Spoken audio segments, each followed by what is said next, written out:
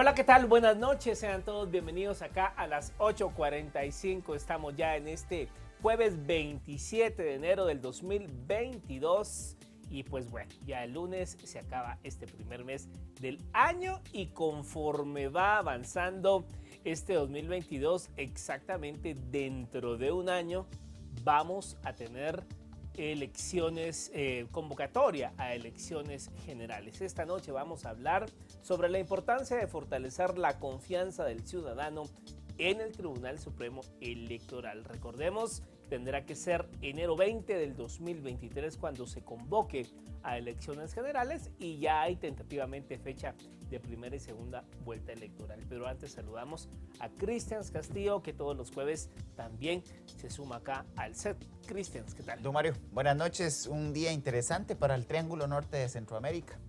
La primera presidente de Honduras asume el cargo en medio de una situación crítica en términos políticos por la división de su Congreso y prácticamente la disidencia de una buena cantidad de los diputados que formaron parte de la alianza que la llevó a ella al poder, ahora en la oposición en el Congreso de la República, pero expectativa, Mario, de lo que pudiera suceder con el gobierno de Xiomara Castro.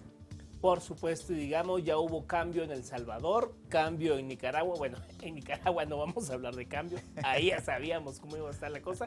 Cambio en Honduras y precisamente dentro de un año se inicia todo este proceso para el cambio de autoridades, las elecciones generales que tendrán que llamar a los guatemaltecos para elegir a un nuevo Congreso de 160 diputados, un nuevo binomio, presidente, vicepresidente y corporaciones municipales, todos para tomar el cargo el 14 de enero del 2024. Pero bueno, vamos a hablar precisamente de eso, enfocado a la confianza del ciudadano en el Tribunal Supremo Electoral. Y pues bueno, vamos a conversar sobre la importancia de esta institución de coordinar este proceso electoral. Y para ello vamos a platicar, a enlazarnos con el licenciado Justo Pérez, abogado y analista político, y con el licenciado Jorge Raúl Cruz, director de la Fundación Esquipulas y analista político. A ambos, gracias por estar acá con nosotros. Bienvenidos. Muchas gracias, buenas noches. Buenas noches, muchas gracias. Es un gusto estar aquí siempre en Canal Antigua con usted. Licenciado Cruz, iniciamos precisamente con usted. Venimos de unas elecciones 2019 en donde se despertaron viejos fantasmas de la joven democracia guatemalteca. Hubo señalamientos a la forma en que se organizó, se administró, se dirigió e inclusive se cerró el proceso de elecciones generales del 2019 por parte de la entonces magistratura del Tribunal Supremo Electoral. Esta magistratura asume inmediatamente después y va rumbo a la única elección que le tocará organizar en su periodo para el cual fueron electos. Expectativas, licenciado Cruz, desde la visión técnica, pero también desde lo que usted considera que esperarían los ciudadanos guatemaltecos de la dirección de este proceso que estará a un año de iniciarse en nuestro país. Gracias, Cristian. No, lo que yo creo es que nuestra democracia va evolucionando, va creciendo. No somos una democracia perfecta. Vemos que aún hay grandes amenazas a todas las democracias en Latinoamérica, y no solo Latinoamérica, sino en otros países. Hasta Estados Unidos se vio amenazada en su democracia. Es decir, la democracia no es un proceso en el cual uno alcanza algo, sino que es un cuidado constante que uno debe estar haciendo de una condición que nos permite pues tener un sistema de acceso al poder que da más a los ciudadanos, creo que para llegar a este punto en el que estamos hoy en 2022, pues algunos no lo conocerán, pero fue muy difícil, muy difícil.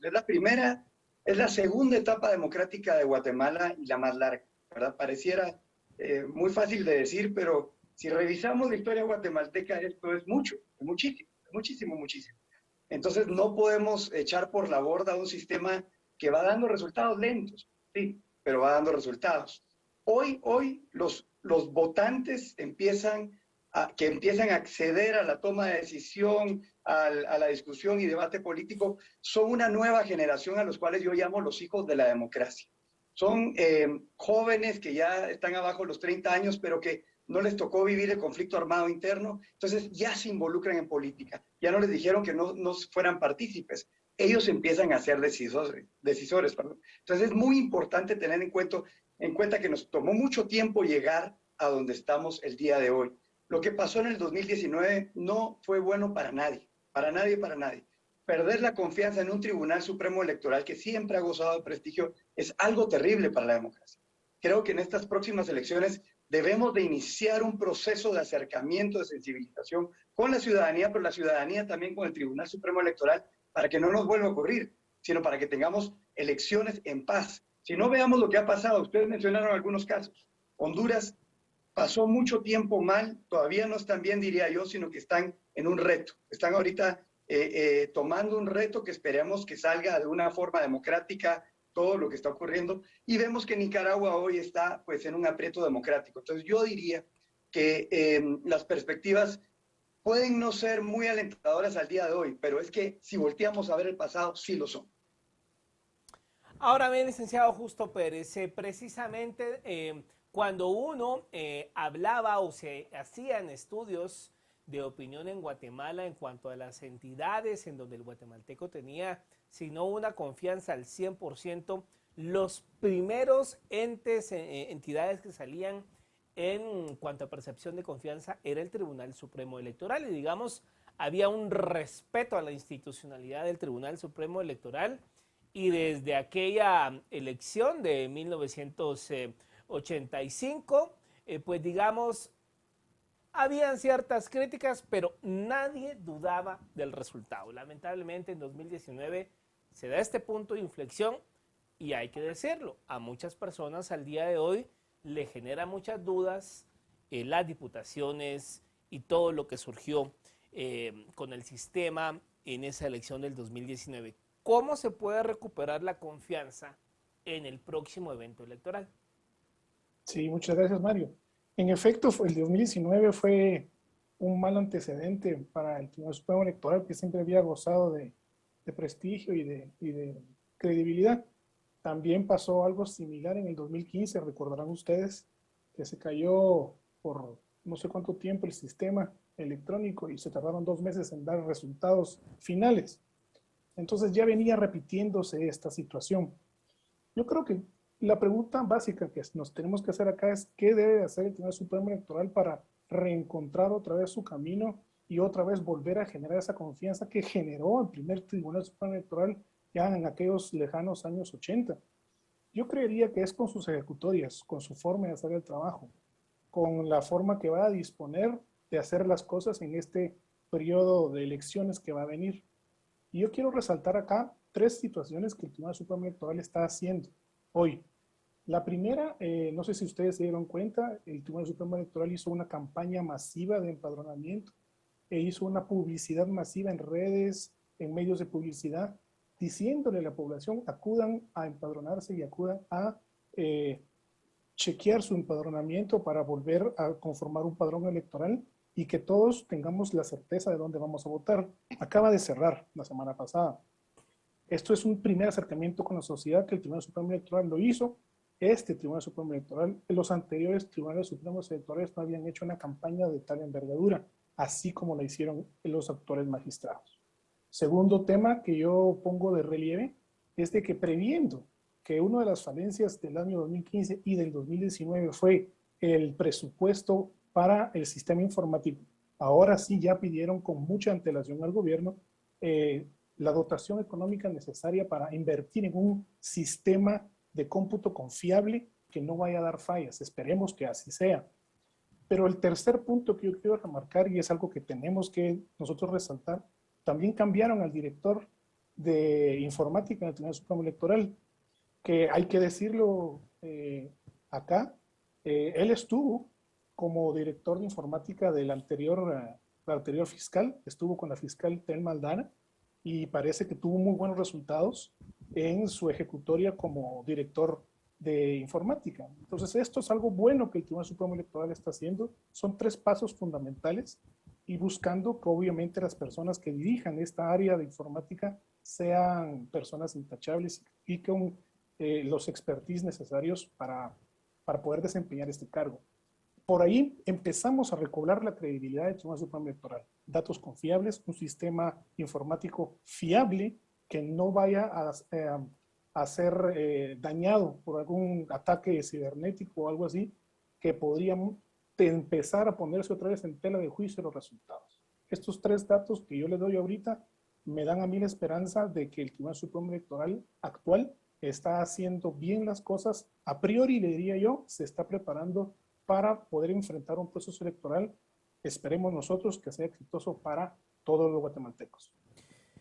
Licenciado Cruz, un proceso electoral que pareciera deberá organizarse, implementarse y adjudicar cargos con la normativa vigente luego de las reformas del 2016.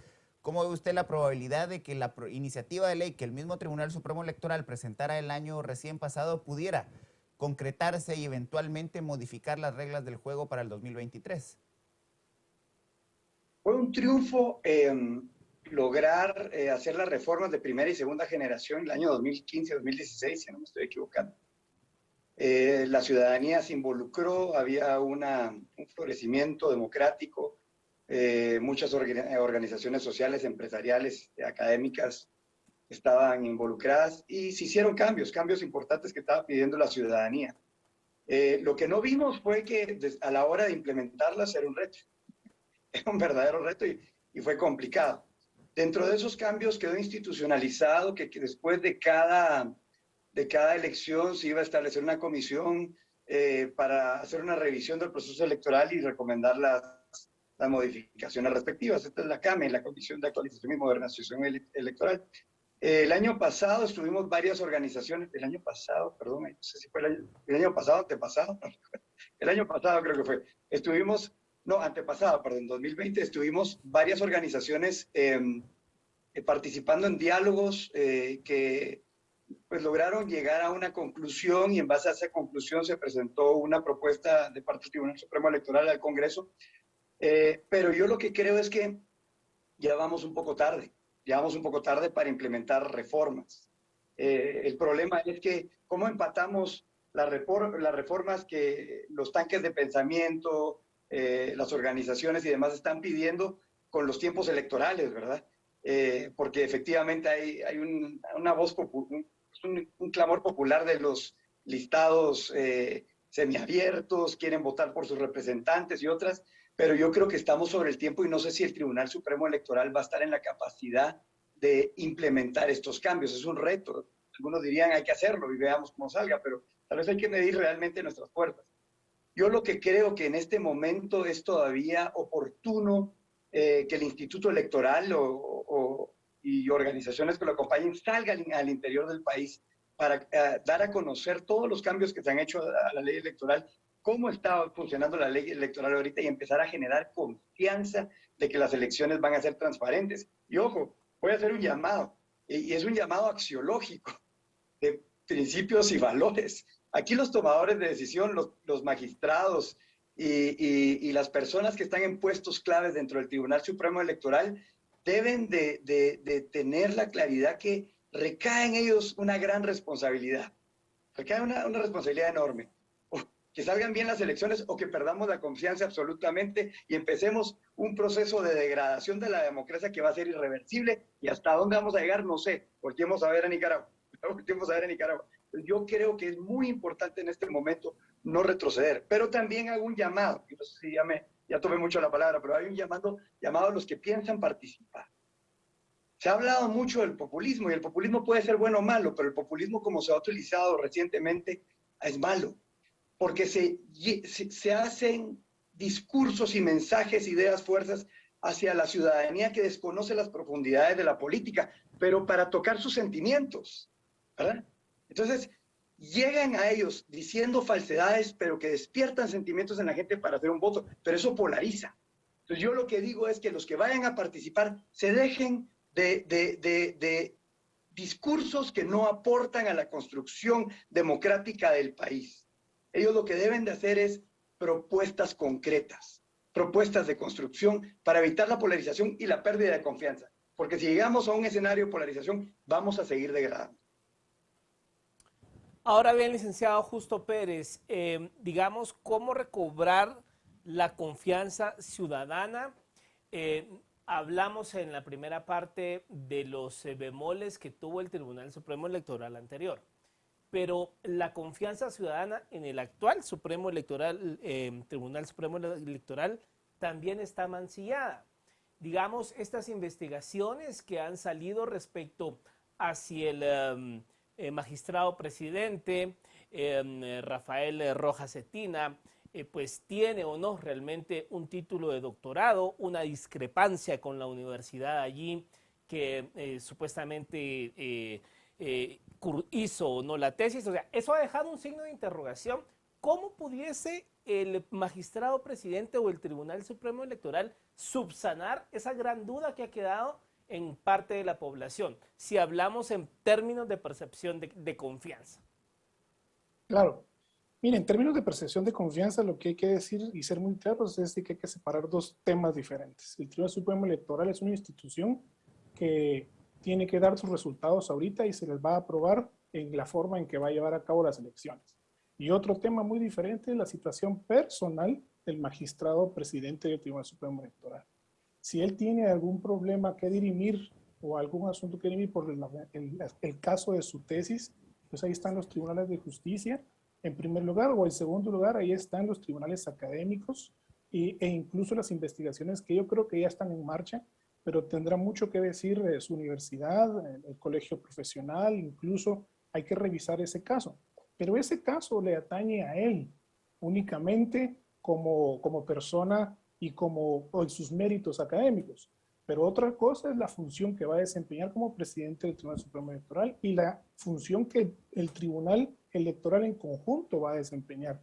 La responsabilidad por los yerros o aciertos del presidente no se le pueden achacar a todo el conjunto de magistrados o a toda la institución a nivel nacional.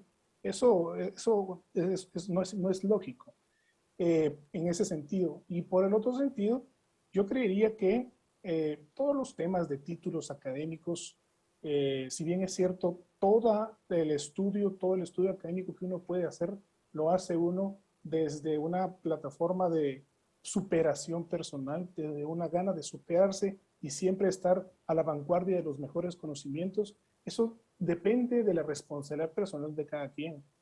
Pero si vamos a tomar en cuenta que necesitamos sacar un título para acceder a un cargo, ese es otro punto de vista en el cual no tenemos que perder de vista que eso es culpa del sistema, de las reformas electorales, las reformas constitucionales que se hicieron a partir del 93, cuando se impusieron las benditas comisiones de postulación y se incluye a las facultades de derecho. Yo ya lo he dicho acá en este programa muchas veces, en otras oportunidades que hemos entrevistado, este punto de las comisiones de postulación en donde se incluye a la academia y una tabla de gradación en cuanto más títulos, más puntos, eso es un sistema que hay que revisar. La profesionalización de los funcionarios públicos, por supuesto que debe ser un requisito deseable, pero es responsabilidad personal de las personas que van a ejercer esos cargos. No debe ser un requisito por el cual le van a dar puntos y entonces por eso voy a acceder a esos títulos. No, es muy diferente eso. Y como ya dije, es muy diferente la situación personal del señor magistrado presidente a la institucionalidad en sí como un todo del Tribunal Supremo Electoral. Licenciado Cruz, producto de las reformas del 2016 hubo muchas controversias en el 2019, sobre todo por la implementación atropellada de unidades que se crearon precisamente en la reforma del 2016. Uno de los temas que más debate generó fue el de la unidad especializada de medios de comunicación y encuestas de opinión. ¿Cómo ve usted ya luego de una elección que tuvo que tener esta participación de la unidad especializada y el desarrollo institucional que ha tenido en los últimos años?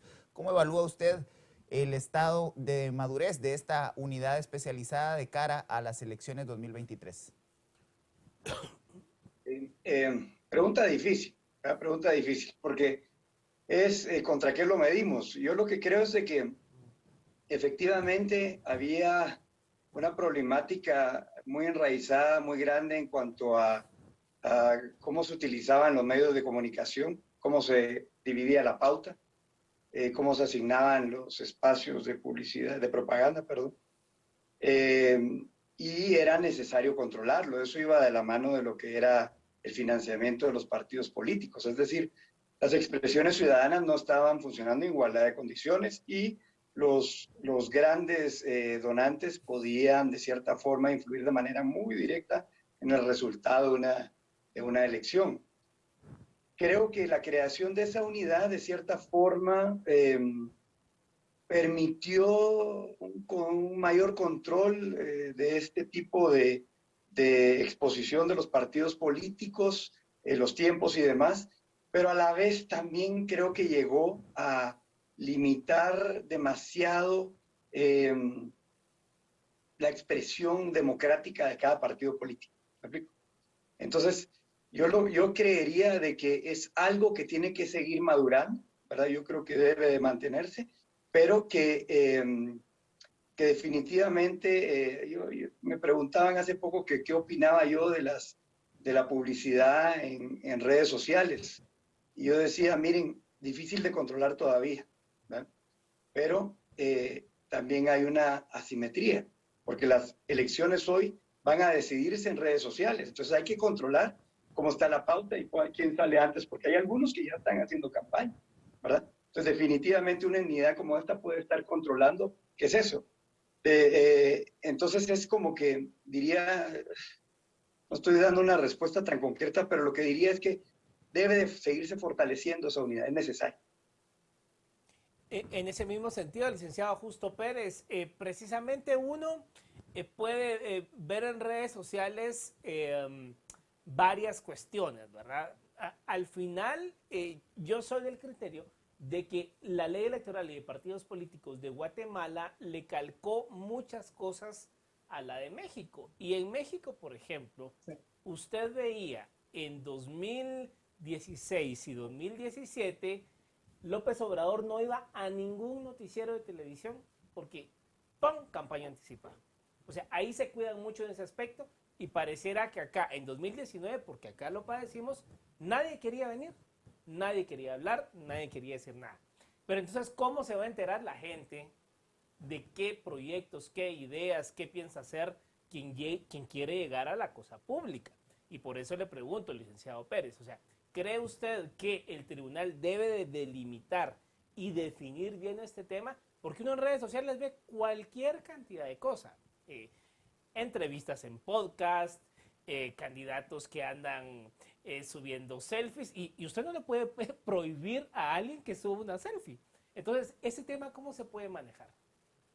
Sí, muy buena pregunta, Mario. Fíjese que hablando usted de México, el gobernador de Chihuahua, si recuerda usted, hace varias elecciones fue un gobernador, el Bronco le llamaban, creo yo. Él sí, fue, yo creo que así se llamaba, si no estoy mal. así le Él fue un decían, gobernador, así le decían, ¿verdad? Ok. Él fue un gobernador que su campaña entera la tiró por redes sociales, Facebook en ese año y las demás plataformas electrónicas. Bueno, ya su ejecutoria como gobernador, pues ya es otro tema que no vamos a analizar. El asunto es de que sí, si bien es cierto, se trató de delimitar tanto y cerrar tanto el campo de acción para, uno, los dineros no bien habidos para campañas electorales, hay que decirlo. Dos, el exceso de sobre explotación de los medios de publicidad para campañas electorales. Y también se trató de cerrar también la cantidad de minutos a la que el electorado estaba expuesto, porque ya era demasiado, era mucho lo que el electorado estaba expuesto. Pero se cerró tanto que se hizo diametralmente lo contrario. Ahora ya no se puede hablar de política. Ahora ya nadie puede exponer sus ideas. Antes se hablaba demasiado y era una sobreexposición y estábamos cansados de oír a los candidatos hablando de todo, en todos lados, hasta en el cine, cuando íbamos al cine hablaban los candidatos. Y ahora nadie habla y nadie va a acudir a Calar Antigua, le cuento, a hablar porque va a ser campaña anticipada.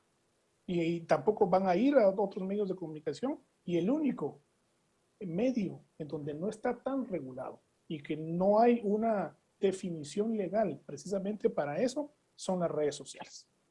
Y yo digo no hay definición legal porque la ley sí lo contempla En el reglamento de publicidad sí contempla que son medios informáticos, pero no dice cuáles.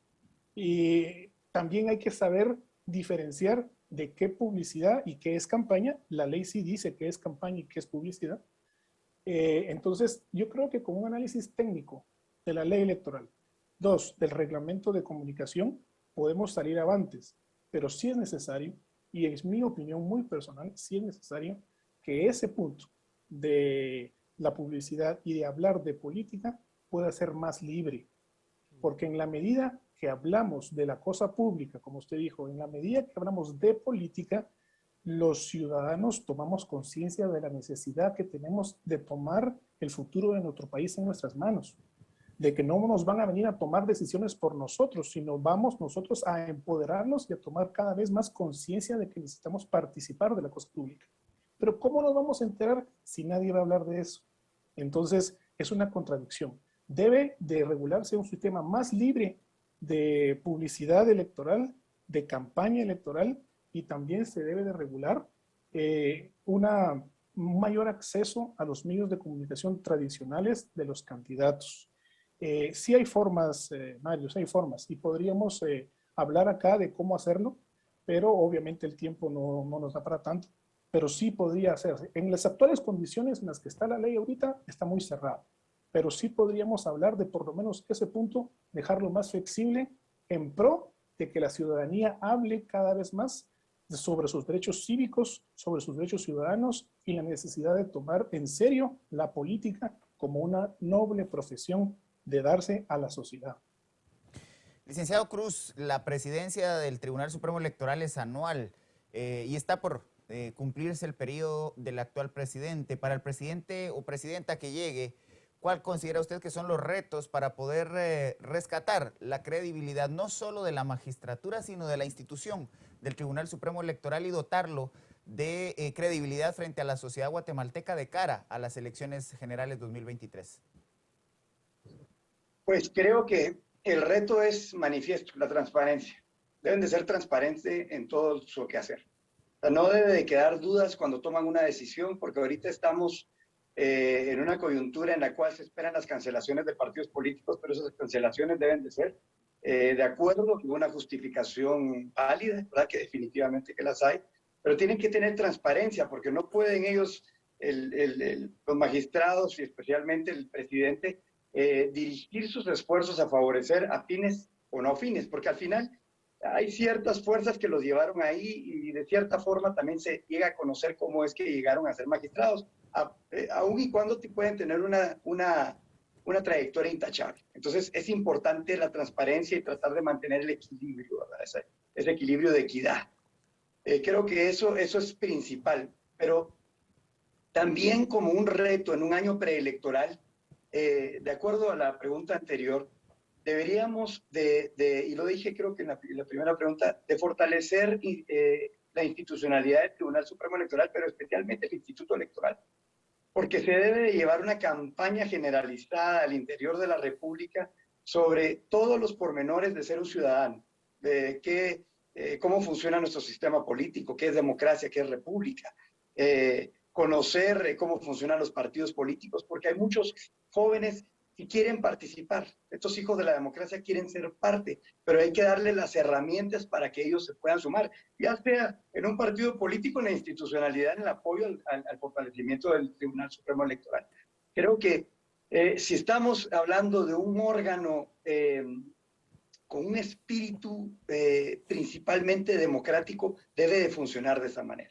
Debe ser un órgano que invita a la sociedad, a la ciudadanía a acercarse para conocer lo que está haciendo, ¿verdad? Para construir en conjunto un nuevo proceso electoral. Y de esa manera creo que el próximo presidente no va a tener mayores inconvenientes, porque media vez genera apertura y transparencia, se genera confianza. Ahora bien, licenciado Justo Pérez, uno de los temas que hay que decirlo fue un desastre total en la elección pasada, fue el tratar de implementar el voto en el extranjero. Fue un desastre eso, o sea, recuerdo yo, hicimos varios enlaces con migrantes desde acá, allá, los salones vacíos, o sea, en lugares inaccesibles, en lugares donde la gente pues hasta temor de ir porque me irá a agarrar migración o no me irá, o sea, una cuestión terrible. ¿Qué cree usted que se debe de enmendar en este proceso para que los connacionales radicados, y porque esto, digamos, está más diseñado, puede cualquier guatemalteco del extranjero votar, pero digamos, está pensado más en esos casi 3 millones de guatemaltecos que ya hacen vida en Estados Unidos? ¿Qué se debería de mejorar en ese tema? Correcto. Y yo no definiría como desastre en términos de resultados. Si vamos a ponerlo en términos de resultados, obviamente la afluencia del votante en el extranjero fue baja. Los lugares eran los lugares de los consulados que se proporcionaron. Entonces, deberíamos de decirle al Ministerio de Relaciones Exteriores, coloque en un mejor lugar sus consulados para que voten nuestros No, guatemaltecos. pero hubo consulados que no necesariamente en el espacio físico sí, del consulado. Hubo sí, lugares donde se alquilaron salones de escuelas, incluso recuerdo yo, porque aquí hicimos los enlaces en un salón de un hotel y el salón completamente vacío. correcto, correcto, a eso iba. Entonces, lo que hay que hacer es motivar a los connacionales que están en el extranjero que vayan a votar. Obviamente se debe buscar las mejores y mayores facilidades para que vayan a votar, pero eso ya excede de la convicción y capacidad cívica que tengan nuestros connacionales. El Tribunal Supremo Electoral debe hacer todo lo necesario para acercar lo más posible la mesa de votación a nuestros connacionales, pero tampoco se les puede obligar a llegar, en el sentido de que si ellos no quieren ir, pues no van a ir. Es su derecho, pero no es una obligación. En Guatemala el voto es un derecho, no es una obligación cívica. Entonces, si quieren ir, van, y si no, pues tampoco van. Pero sí se les debe de acercar lo más posible en los lugares más cómodos que se pueda tener. Ahora, también tenían el miedo de que obviamente migración de Estados Unidos los fuera a detener por su estatus de inmigración legal o ilegal. Pues eso ya no tiene nada que ver con el Tribunal Supremo Electoral. Eso ya tiene que ver con el estatus migratorio de cada quien. Incluso podríamos pedirle, también tal vez el gobierno de Guatemala podría pedirle al gobierno de Estados Unidos que por favor nos permitiera que nuestros connacionales fueran a votar, pero tampoco estaría obligado el gobierno de Estados Unidos a darnos eso. Ellos tienen que cumplir con la ley y punto. Entonces, es un tema difícil eso. El voto en el extranjero sí tiene que ser un derecho para la gran mayoría de connacionales que está allá. Es una parte muy importante de guatemaltecos. Básicamente ellos son la fuente de las más grandes divisas que el Guatemala genera. Incluso genera más que las exportaciones. Los migrantes son los que mantienen nuestra economía, hablemoslo claro, y ellas, como mantienen nuestra economía, también tienen derecho a votar y decidir. El que paga los impuestos tiene derecho a elegir sus autoridades. Esa es una norma básica desde la Revolución Francesa. Entonces, la situación acá es de que tenemos que ver cómo mejoramos el acceso a que los migrantes voten. Mario, y tal vez usted me permite, en la anterior pregunta yo busqué el fundamento legal. El proselitismo en campaña, la diferencia entre campaña electoral y proselitismo.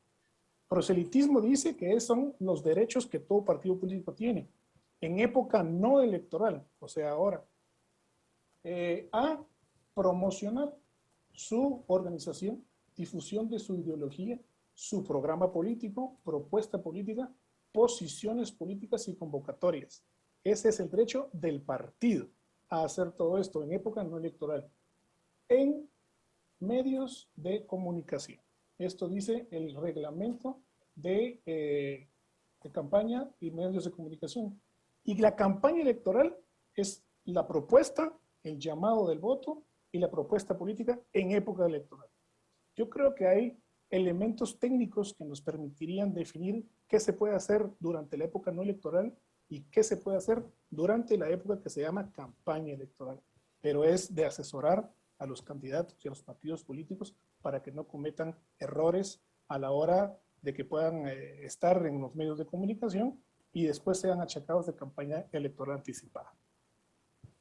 Licenciado Cruz, en aras de la transparencia y fortalecer la percepción que tiene el ciudadano del Tribunal Supremo Electoral, uno de los retos es la ejecutoria de esos 500 millones de quetzales que ya fueron asignados en el actual presupuesto general de ingresos y egresos del Estado para el actual periodo fiscal.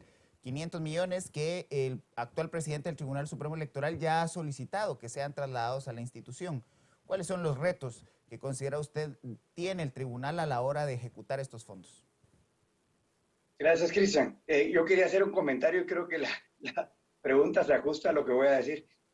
No es que me quedé pensando en los migrantes y definitivamente si ellos están enviando remesas por más de 10,000 millones de dólares, definitivamente como que hay que darles un derecho preferente. Y no sabemos cuántos millones no preferente, sino que un derecho equitativo. No sabemos cuántos millones de migrantes hay en Estados Unidos, pero lo que sí es que debemos de empezar a innovar y buscar opciones, porque efectivamente los migrantes, a ellos no se les puede llevar las mesas de votación porque están dispersos, es muy difícil. Entonces hay que buscar medidas innovadoras y alternas. Hoy todavía es muy cuestionable el voto electrónico, pero yo creo que es algo que hay que empezar a pensar para ciertos grupos poblacionales como los migrantes. Entonces quería dejar eso porque es la única forma como vamos a lograr que esos millones de migrantes allá logren votar, que ya influyen en el voto, ya influyen en sus familias, ellos influyen mucho en el voto. En cuanto a los 500 millones que están hablando, el presupuesto, digamos, el presupuesto que se le está dando al Tribunal Supremo Electoral, pues debemos de pensar que todo nuestro sistema político se basa sobre nuestra democracia, todo nuestro sistema político.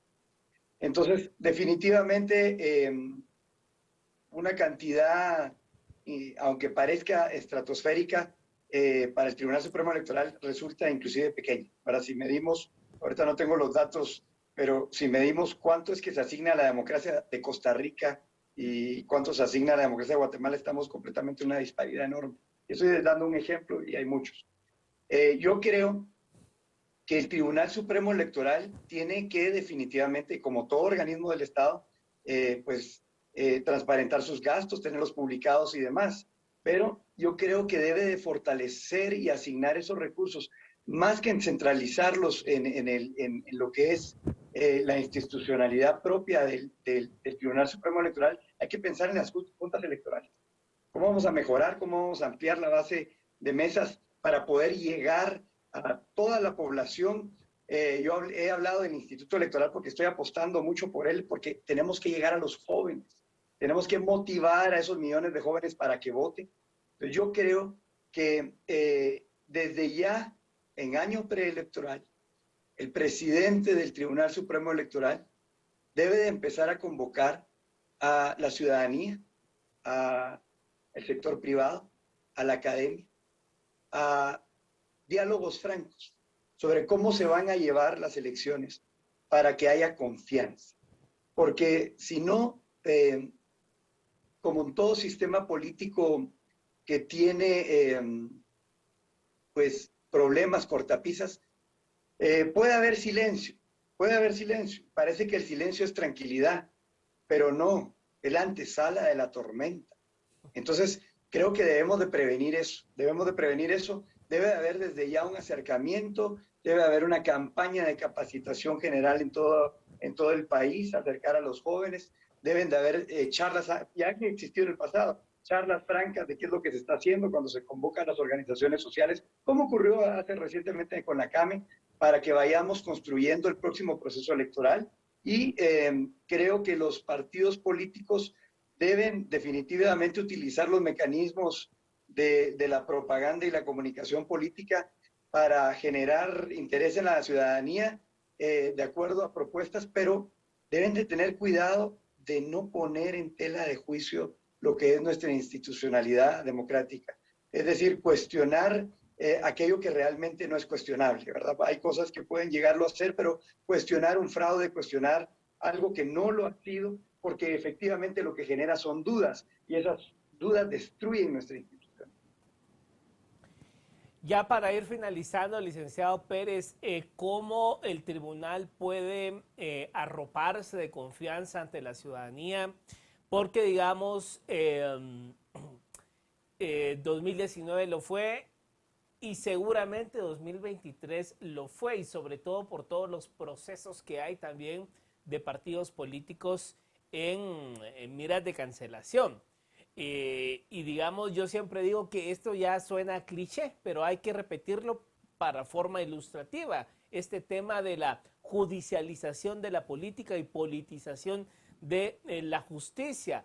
Vamos a volver a ver, ¿cree usted, que los tribunales de justicia van a decidir si contienden o no contienden algunos candidatos y cómo desde ese punto de vista el Tribunal Supremo Electoral puede blindarse de confianza ante la ciudadanía que se están tomando decisiones apegadas a derecho?